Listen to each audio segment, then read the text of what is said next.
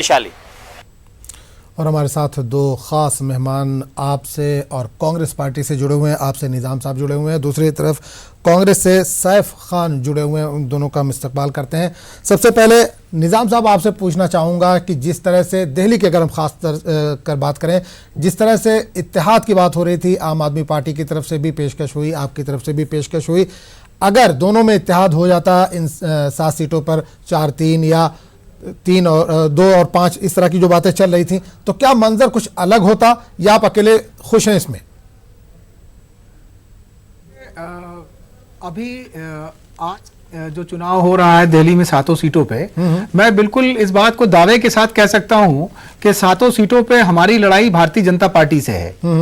अगर आप गठबंधन की बात करें तो ये बिल्कुल वाज़ेह बात है कि अगर गठबंधन होता तो मैं समझता हूं कि भारतीय जनता पार्टी तीसरे नंबर पे होती। और मैं तो ये कहना चाहूंगा कि कई इनके जो कैंडिडेट्स हैं दिल्ली में, उनकी जमानत तक जब्त हो जाती अगर गठबंधन होता। लेकिन अगर गठबंधन नहीं भी हुआ है तब भी दिल्ली की जनता आम आदमी पार्टी के साथ जुड़ी हुई है। और खासकर वो वोटर जो नौजवान थे, जिन्होंने पिछले इलेक्शन में भारतीय जनता पार्टी को वोट दिया था, वो भारतीय जनता पार्टी के इस छलावे को समझ चुके हैं और आज आम आदमी पार्टी की तरफ डाइवर्ट हो गए हैं। आप इसमें बहुत कहने की जरूरत नहीं है।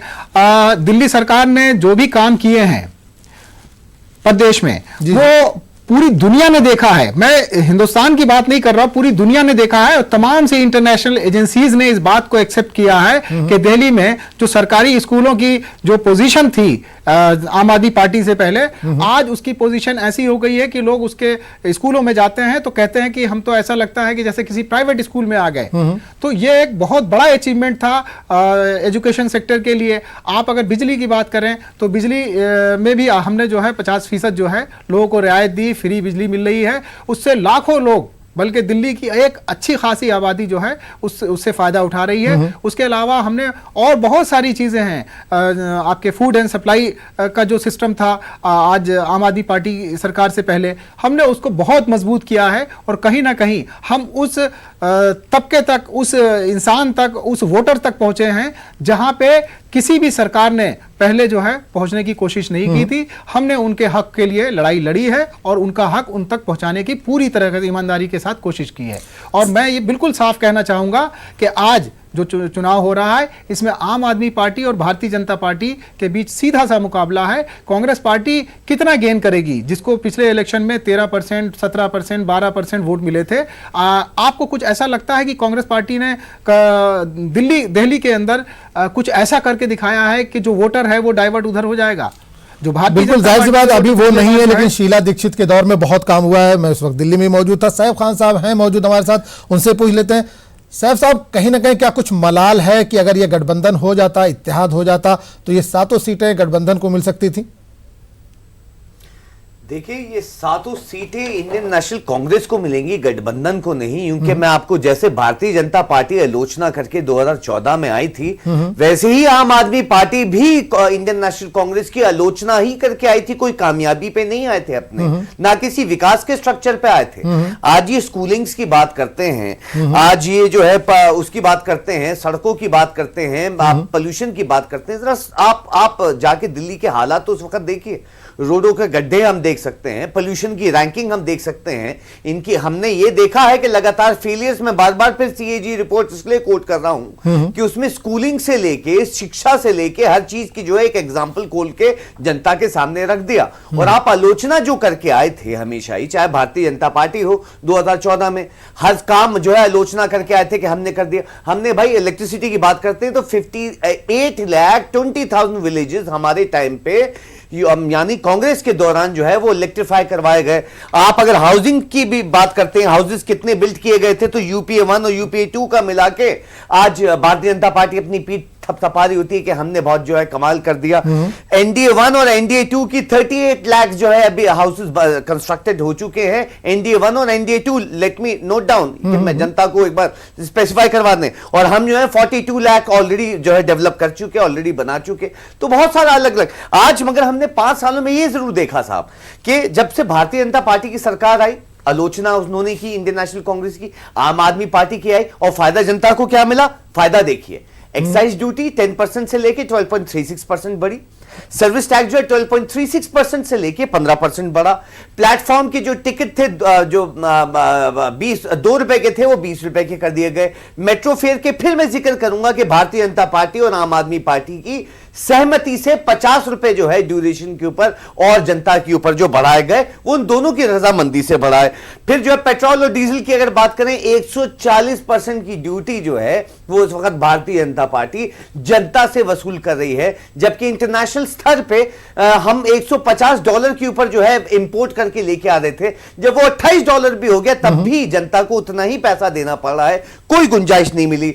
फिर हमने ये देखा कि आजकल जो है एटीएम ट्रांजैक्शंस पे भी चौथी ट्रांजैक्शन के बाद जो है 150 रुपए के करीब जो है जनता जो है फिर फायदा भारतीय जनता पार्टी यानी जनता की फिर जो है पॉकेट में होल किया जा रहा है। हमने टीवी के टैरिफ प्लान जो है अब जरा ये भी देखा कि हमने जो है टीवी के जो टैरिफ प्लान है उसमें भी अब देखा है कि जनता की जो है पॉकेट काटी जा रही है। हमने लगातार ये जो है एग्जाम्पल जो है वो देख ही रहे हैं महंगाई बढ़ने के। आज मुझे बताइए कौन सी फैसिलिटी भारतीय जनता पार्टी ने या आम आदमी भारतीय जनता पार्टी का नुमाइंदा हमारे साथ नहीं जुड़ा है, थोड़ी देर पहले थे, हाँ, दोबारा जुड़ने वाले हैं हमारे साथ, उनसे इस ताल्लुक से पूछेंगे। बिल्कुल बिल्कुल साहब साहब आज मुझे फैक्ट एंड फिगर्स जरा ऑन पेपर दिखा दें, मैं मान जाऊंगा साहब। बिल्कुल बिल्कुल बीजेपी के भी नुमाइंदा हमारे साथ जुड़ने वाले हैं, उनसे हम इस ताल्लुक से पूछेंगे क्योंकि अभी तो हमारे पास कांग्रेस के ही और आपके दो ही हैं मेहमान। बीजेपी के जैसे जुड़ेंगे उनसे हम इस ताल्लुक से जवाब जानना चाहेंगे। फिलहाल एक बड़ी खबर आ रही है बिहार से। बिहार के शिवहर में हादसाती फायरिंग में एक पोलिंग अफसर शदीद तौर पर जख्मी हो गया। जराये के मुताबिक बूथ नंबर 275 पर तैनात सिक्योरिटी एहलकार की बंदूक से हादसाती तौर पर गोली चल गई, जिसकी जद में एक पोलिंग अफसर आ गया। पोलिंग अफसर को पहले शिवहर सदर अस्पताल ले जाया गया। इसकी हालत बिगड़ती देख डॉक्टरों ने इसे इलाज के लिए मुजफ्फरपुर मुंतकिल कर दिया है।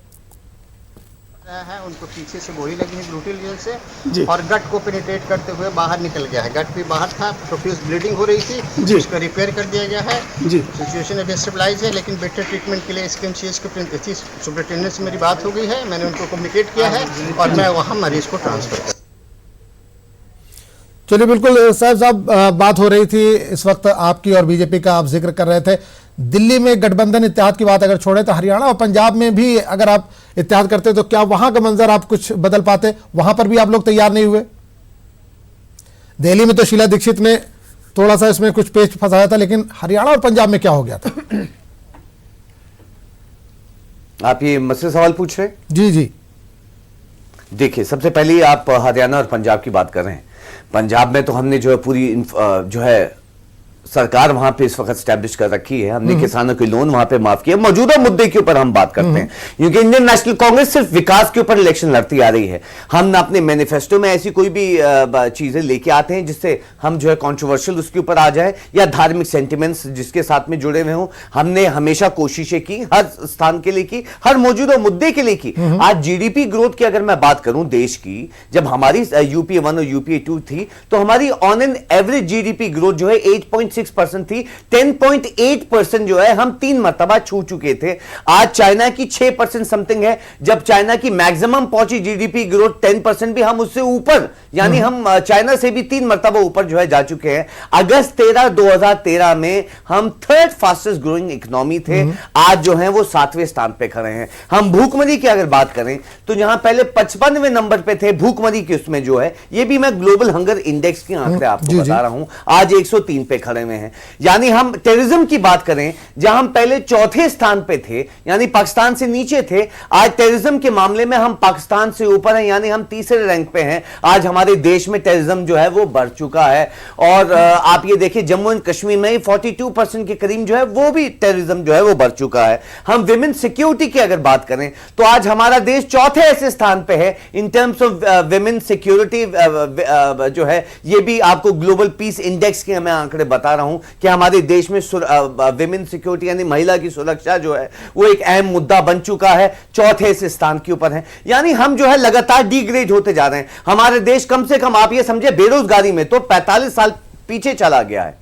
45 साल का मतलब यह है कि CMI, central for monitoring economy, इस वक्त यह कह रही है 2018-18 में 1,80,00,000 नौकरियां जो हैं वो जनता की खराब हुई, यानी 11% पॉपुलेशन जो है वो इस वक्त बेरोजगार है। 12 करोड़ यूथ जो पढ़ाई करने के बाद घर पे बैठा हुआ है इस वक्त, वो जो है बेरोजगार इस वक्त बैठा हुआ है, यानी 550 नौकरियां जो है वो दिन की खराब हो रही हैं। नीति आयोग चिल्ला चिल्ला के कह रहा है कि आपके 7 मिलियन लोग जो हैं बेरोजगार हैं। टाइम्स ऑफ इंडिया कह रहा है 31 मिलियन जो लोग हैं वो इस वक्त बेरोजगार हैं। यानी सच्चाई यह है कि भारतीय जनता पार्टी जब आई तो उसने कोशिशें यही की कि लोगों को बेरोजगारी का ना पता चले। श्रम विभाग जो है 2016 में बंद करवा दिया जाता है कि बेरोजगारी लोगों की सामने ना आए। सच्चाई यही है कि आज देश में 45 साल पूरा पीछे हम जो है बेरोजगारी के उसमें चले गए हैं, यानी लोग जो है पढ़ लिखने के बाद कहां जाएंगे साहब। सबसे बड़ा जो है हमारा मुद्दा बेरोजगारी का है, जो इस वक्त नंबर 1 के ऊपर है,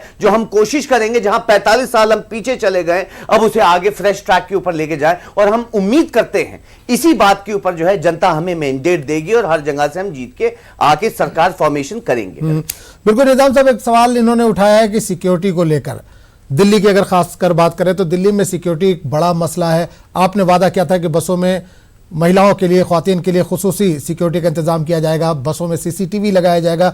क्या इस तरह की चीजें आप कर पाए? हेलो जी निजाम साहब।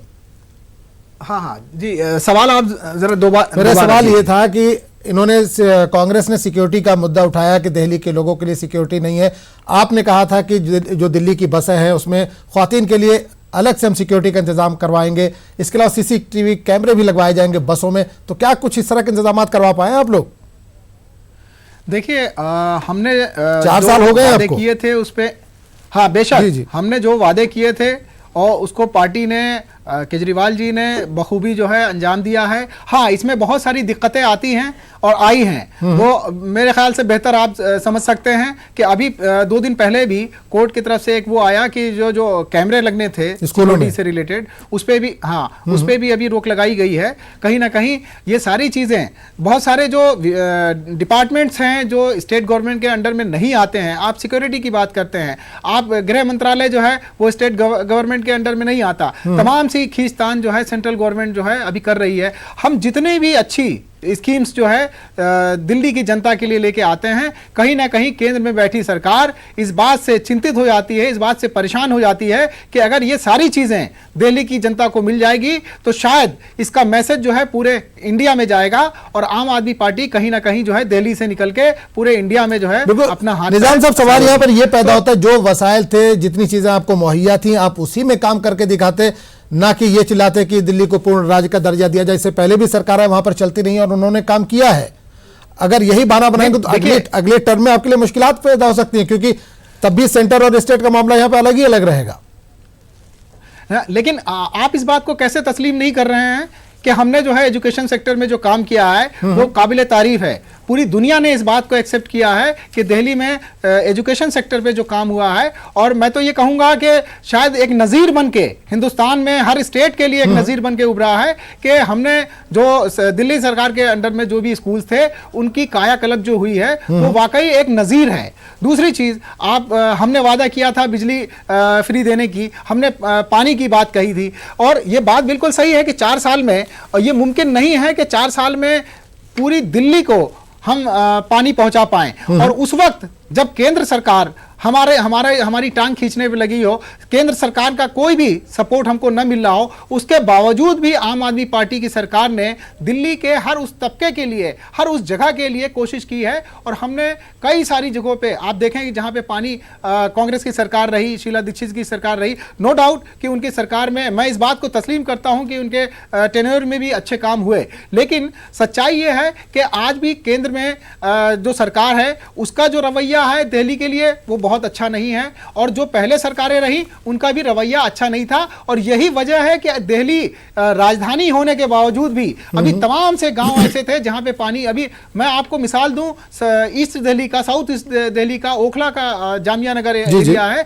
जहां पे आप देखिए कि अभी पानी पहुंचाने के लिए दिल्ली सरकार ने नई स्कीम शुरू की है और बहुत जल्दी वहां भी हम पानी पहुंचाएंगे। आप दूसरी बात, अगर आप गंदगी की ले लीजिए तो मैं आपने अभी पोल्यूशन की बात कही, आप ये बताइए कि जब म्युनिसिपल कॉर्पोरेशन बीजेपी के अंडर में है तो नहीं, ये लड़ाई कब, बिल्कुल ये लड़ाई कब तक होगी? कुछ इसका हल तो निकालना पड़ेगा आपको। गंदगी अगर दिल्ली में दिख रही है तो वो एमसीडी का जिक्र नहीं आएगा यहाँ पर, आम आदमी पार्टी का ही जिक्र। जो बाहर से आके देखता है वो यही कहता है कि केजरीवाल की सरकार है, कोई ये नहीं कहता कि एमसीडी किसके तहत आती है। ओखला इलाके में आप चले जाइए, गंदगी का अंबार है, नालों को वहां पर देखिए, वहां पर प्लास्टिक और बैग्स भरे पड़े हैं, मच्छरों का वहां पर अंबार है। पीने का पानी ओखला, बटला हाउस, जाकिर नगर या फिर शाहीन बाग चले जाएं, अबुल फजल चले जाएं, अभी तक वहां पर पाइपों का कहीं दूर दूर तक जिक्र नहीं है। 4 साल आपको मुकम्मल हो चुके हैं।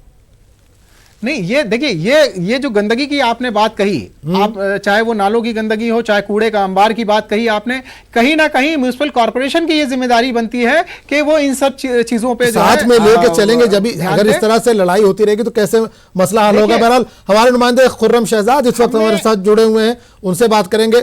खुर्रम, आप इस वक्त किस जगह पर मौजूद हैं? जाहिर सी बात दिल्ली में 7 सीटों पर इंतखाबात हो रहे हैं, किस जगह पर आप मौजूद हैं पहले ये बताइए, और किस तरह का मंजर है? और सुबह तकरीबन 9:15 हो चुके हैं, 9:23 हो रहे हैं, कितनी तादाद में लोग घरों से निकले हैं?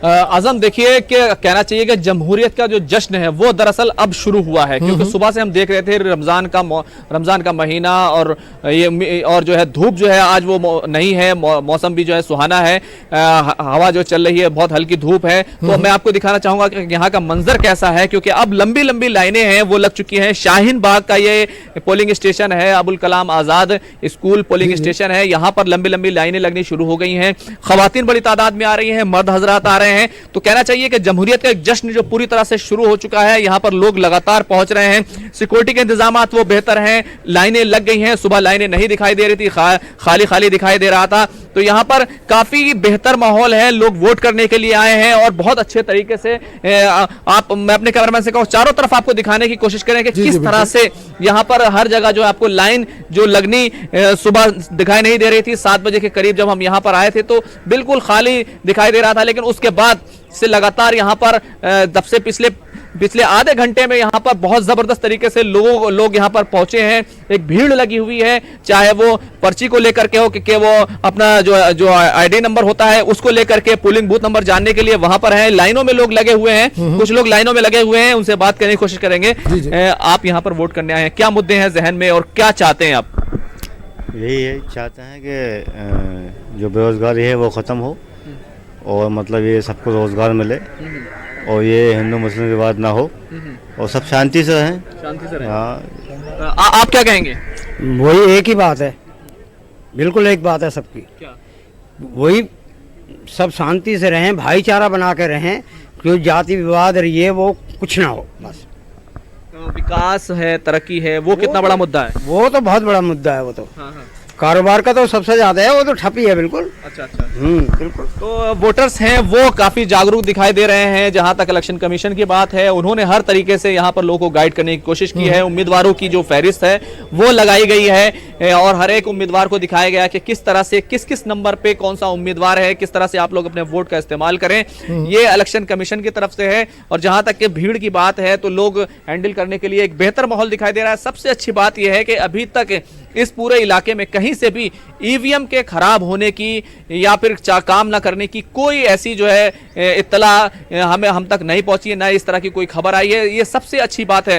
हालांकि हमने पिछले दिनों देखा था कि किस तरह से ईवीएम जो है वो खराब हो जाती थी। यहाँ पर एक वोटर खड़े हुए हैं, उनसे बात करने की कोशिश करेंगे। आप वोट देने आए हैं, मुद्दा क्या है, किस तरह से क्या सोच रहे हैं आप लोग? We want to force out fascist power in this country. He has disturbed peace in the country, and especially Narendra Modi is not fit to rule this country. I'm telling you, he has destroyed the cultural and brotherhood of this country. Yeah, you can ask. क्या जिस तरह के मुद्दे उठाए गए इस पूरे election के दौरान, आप लोग कौन से अहम मसाइल हैं जिनको लेके आप सोचते हैं कि वाकई जो है ये मुद्दे जो है ये मौज़ूआत हैं ये हल होने चाहिए? नरेंद्र मोदी ने देश को मुद्दे से भटकाया है। मुद्दा असली ये था कि रोजगार की बात होती, मुद्दा ये था कि भाई देश में एजुकेशन को अच्छा किया जाता, मुद्दा ये था कि देश में हेल्थ सेक्टर को अच्छा किया जाता। उसने मुद्दा को लगा दिया पैट्रियोटिज्म, देशभक्ति। ये क्या मुद्दा है? वो तो मुद्दा से भटका रहे हैं और बुरी तरह से वो हारेंगे, इस बार बुरी तरह से वो हारेंगे। कुल मिला के आपकी नाराजगी है पिछले जो सरकार रही है उसको लेकर के, लेकिन आप कौन से आगे वाले मसाइल हैं, क्या उम्मीदें देखते हैं कि हाँ ये काम होना चाहिए? देखिए, इस मुल्क में सबसे ज़्यादा जरूरी हेल्थ है और एजुकेशन है। इस दोनों सेक्टर को उसने तबाह किया है। जीडीपी के जो डेटा है उसने फर्ज किया है, ठीक है, लोगों को हर कॉर्नर में हर जगह पे उसने गुमराह किया हुआ है। तो यहाँ पे वोटर जो है काफी नाराज नजर आए। खवातीन हमारे साथ हैं, खवातीन काफी हसास होती हैं, आप क्या समझती हैं क्या मुद्दा है? असल महंगाई है, बेरोजगारी है, क्या है? महंगाई है और कोई सुकून तो है नहीं, और क्या ना। आप क्या कहेंगी? उनसे कहिए कहेंगे हम। आप बताइए। हमको तो देख के आने दीजिए पहले। नहीं, मुद्दा क्या है, क्या सोच कर आए हैं? मुद्दा तो वही है, बेरोजगारी बहुत बढ़ गए, एजुकेशन को तो बिल्कुल खराब कर दिया। ये है कि नहीं है? एजुकेशन का कोई मतलब नहीं है। अब तो आदमी क्या पढ़ेगा? नेट का एग्जाम दो, एग्जाम। एजुकेशन को रोकने के लिए मोदी जी नेट का एग्जाम लगा दिया। एक बात मुझे बताइएगा, बताइए पहले कहाँ जाएगा? इस सीट पर त्रिकोणीय मुकाबला माना जा रहा है, सहरुखी मुकाबला। क्या आपको क्या लगता है किस किस में मुकाबला? हाँ, वो तो त्रिकोणीय मुकाबला है। त्रिकोणीय मुकाबला, हाँ, ये तो मानी हुई है, एक जगह कहीं नहीं है। त्रिकोणीय मुकाबला यहाँ पर लोग वोटर्स मान रहे हैं। आप वोट करने के लिए आए हैं, आप बहुत सारे वोट इस वोट में और पहले वोट में क्या फर्क? खुर्रम, यहाँ पर रोकना चाहूंगा, शिवानी हमारे साथ जुड़ी हुई हैं, उनसे बात करेंगे। शिवानी, आप सुल्तानपुर में इस वक्त मौजूद हैं, किस तरह का मंजर देख पा रहे हैं? गर्मी का क्या हाल है? क्या इस गर्मी में लोग घरों से निकल रहे हैं वोट डालने के लिए?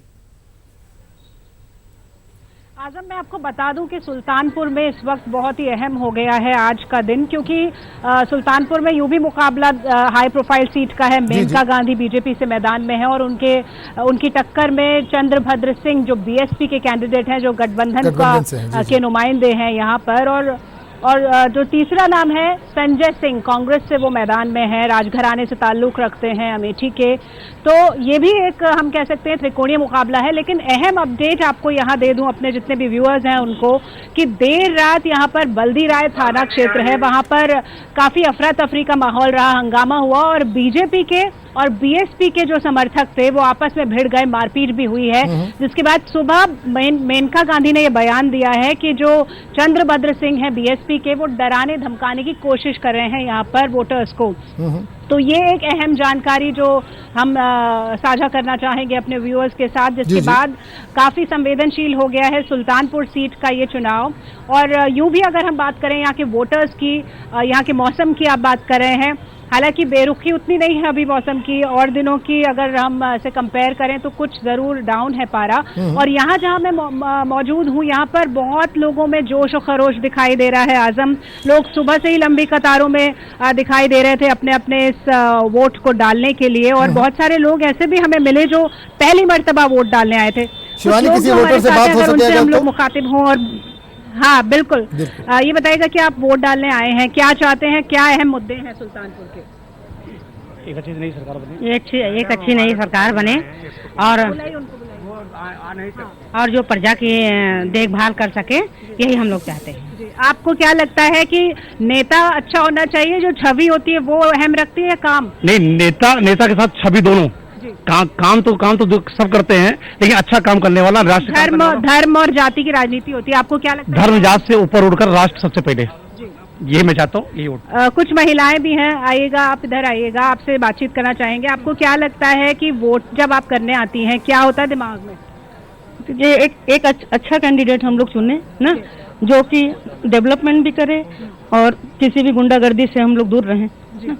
आप आइएगा, यहाँ पर कैसी सरकार चाहता है जो युवा है, खासतौर पे सुल्तानपुर का? आपने देखा वरुण गांधी इससे पहले सांसद थे, अब मेनका गांधी मैदान में है, तो क्या वरुण गांधी खरे उतरे हैं या आपको लगता है कि कुछ और होना चाहिए?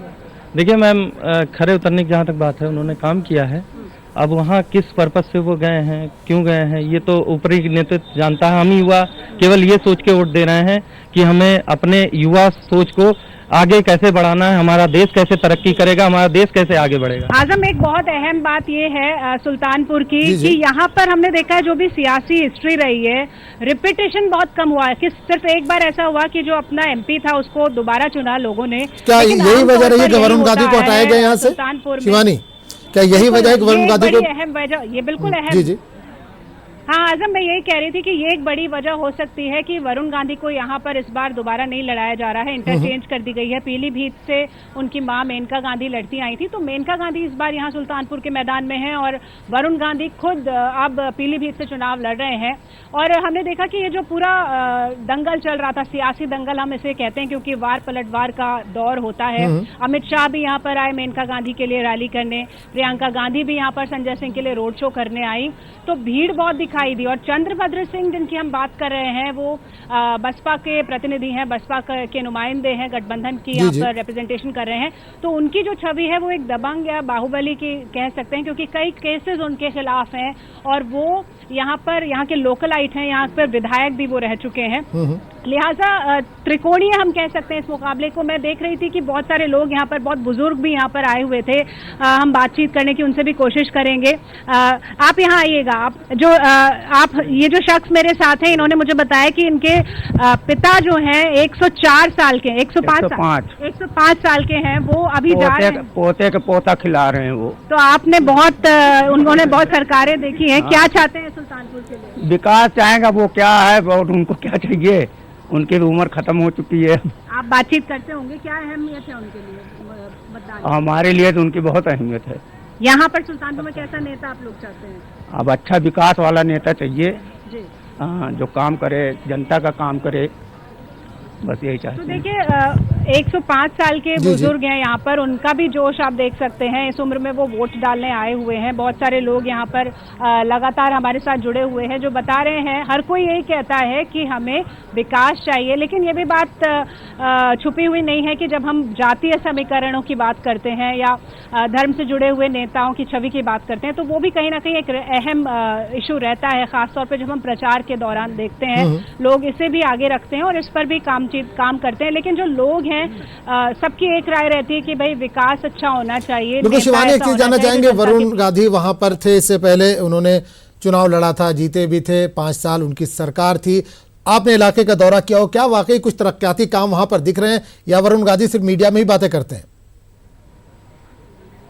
आजम देखिए, मैंने खुद सुल्तानपुर का दौरा किया। हम लोग लगातार इलेक्शन से पहले भी यहाँ आते रहे और गांव-गांव में हम गए। तो हालांकि वरुण गांधी के बारे में ये कहा गया कि उन्होंने बहुत काम किया है और अपनी जो सांसद निधि थी उसका अच्छा इस्तेमाल यहाँ पर किया, अपनी सैलरी से भी कई बार लोगों की मदद कर दी। लेकिन सच्चाई ये है कि जितना काम होना चाहिए था उतना नहीं हो सका, क्योंकि जिन गाँव के दौरों की मैं बात कर रही हूँ वहाँ पर आप ये समझिए कि पतली पगडंडियां थी। आज के इस दौर में भी सड़कें नहीं है, वहाँ गाड़ी को अंदर ले जाना मुश्किल हो रहा था। तो बिजली की भी एक अहम समस्या है। तो बहुत सारे गांव खासतौर पे ऐसे हैं जो विकास से अछूते रहे हैं, वहाँ काम होना बाकी है। बहुत सारे लोग जो समर्थक हैं यहाँ पे, बहुत सारे लोग हैं जो कह रहे हैं कि गाँव में बिजली पहुँच चुकी है, लेकिन कुछ लोग ऐसे भी सूखा हुआ है जी, कुछ लोग ऐसे। एक और मेरे साथ यहाँ पर मेहमान शख्स कहें जो अभी वोट डाल के आए, इनकी जो समस्या थी, आपकी जो समस्या थी, अब आप चैनल से बताइए। हेलो, आप बताइए, आपके लोग देख रहे हैं आपको। मैं अंदर गया था